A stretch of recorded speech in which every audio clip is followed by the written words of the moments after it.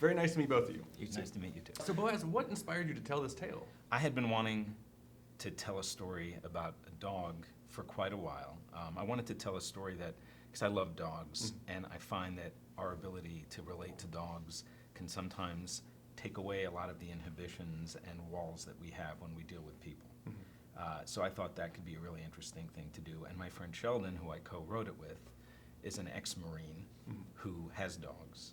And when I spoke to him about it, he really wanted to explore that aspect of the story. Sure. And we took it into that direction. Josh, what was your training like to work with the animals on set, and kind of how fast did you bond with them? Well, my dad is a canine handler, and so helps. I went. Yeah, helps a lot. I went to his facility, and him and his colleagues kind of like I ran with the dogs and kind of handled them, and that helped a lot.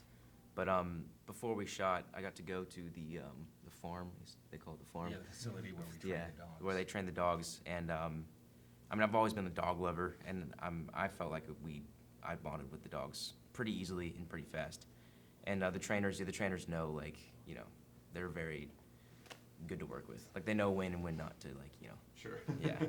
Boaz, obviously the animals are in good hands, but how do you film a scene to make it look like it's like a vicious dog attack? It's all the trainers. Yeah. The trainers, you know, you interact with the trainers, you explain the scene, they let you know what you can do and what you can't do.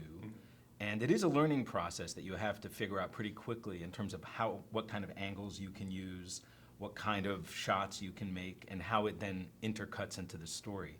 That's really the process. Sure. What's the most challenging aspect to working with animals on a set? One of the, I mean, it's hard because whenever you're in the middle of a shot and the dog may not do something right, they can't stop the take every time.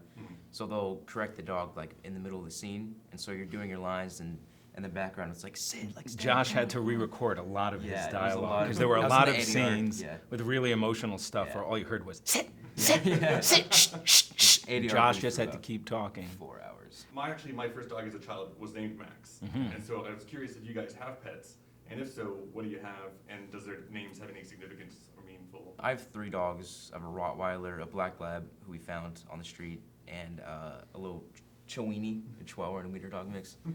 The Rottweiler's name is Shotzi, because she's, you know, Rottweilers are German. It's my little treasure in German. But Rocky, my brother found him, and my brother's like an MMA person, and so he named him Rocky.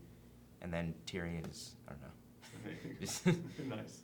What is your, I could say Max, but it'd be the easy way to go. Right. What is your favorite dog that's ever been on television or a movie?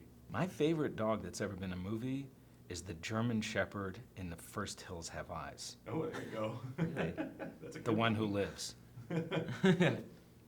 I mean, the classics, like the Old Yeller, right? There you go. Why not? There you go. Well, nice to meet both of you. Nice to meet Thank you so you much. too.